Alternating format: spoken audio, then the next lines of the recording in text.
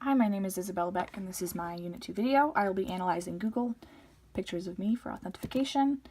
Google's an oligopoly, and I will be looking at Google search engine and email services only, or primarily, because it offers such a wide array of products, it can get a little confusing.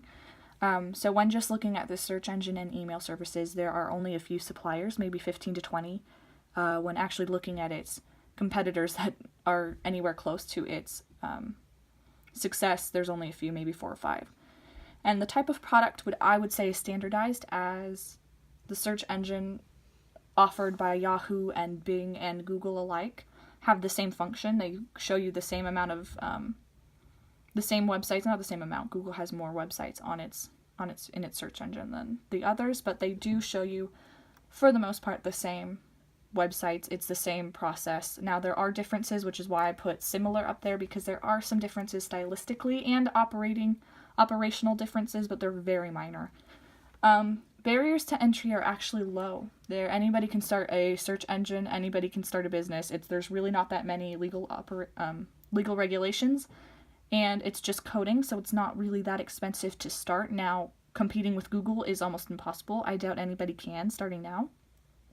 These are the obstacles that are high. You can't compete with Google. And even to find somebody that can operate like a search engine like that would be rare. The skill set is rare. It is a specialized job. And Google owns many patents as well. So it's very hard to thrive in this industry, though it's easy to enter it. Advertisements, Google does advertise quite a bit, but it's typically for their other products.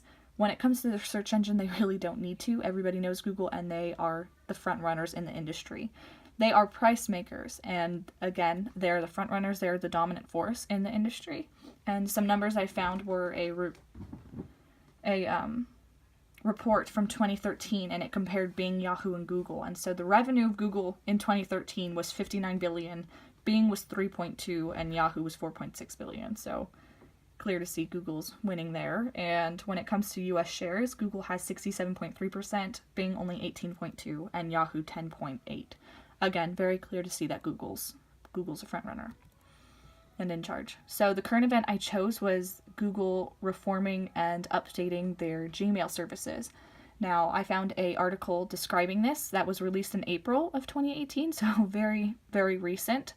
They sent this email out. Google sent the email out to G Suite customers telling them that they are working on a new version of Gmail. It should make Gmail more functional and more efficient and easier to use.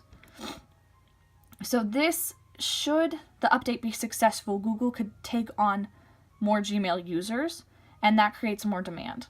Now, the reason for this shift would be consumer preference. As life is progressing more, and not life, but technology, people are changing the way they live and changing the way they interact. And so one example I gave is the cell phones. People are now interacting, communicating on them, which translates to using their email accounts on their cell phones more. So should Google make this a more efficient site, more people will use it, and thus demand will go up.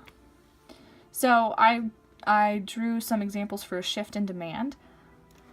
Here we can see the just basic demand graph or curve for an oligopoly. Your demand curve comes down here, marginal revenue here, marginal cost, and average total cost.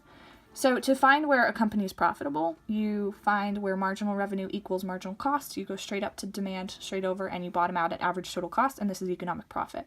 So to show a demand increase, your demand curve will go up. Now this is very dramatic. This is very exaggerated. I doubt the Gmail update will cause a big difference, but I'm just showing what would happen. So demand will go up here. Again, if everything stayed the same, the marginal revenue would go up with demand. I forgot to put that in. It would just make an increase in profit area, as you can see. So again, that would be economic profit.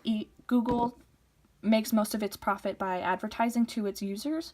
So the more users, the more advertising, the more profit. In conclusion, Google is a prominent and profitable corporation, and this kind of change, or this kind of event update, I really don't think is going to affect it greatly as a whole. I think Google will thrive for a very, very long time. Thank you.